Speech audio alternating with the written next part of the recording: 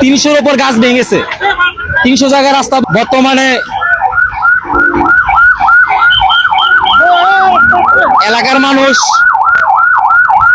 রাস্তাঘাট ক্লিয়ার করতে গেছে।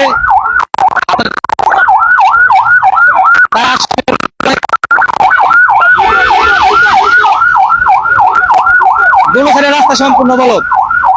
এটা ফায়ার সার্ভিসের লোকের রাস্তা আপনারা দেখতে পাচ্ছেন, তারা এখন রাস্তা ক্লিয়ার করবে জনসাধারণের জন্য।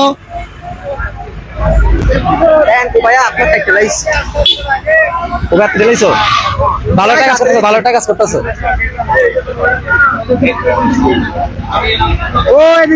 এই যে সরকারি প্রশাসনের লোকেরা রাস্তা কিলো,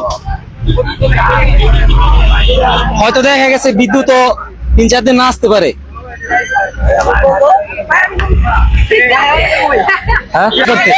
ধন্যবাদ সবাইকে। আসসালামু আলাইকুম ওয়া রাহমাতুল্লাহি ওয়া বারাকাতুহু।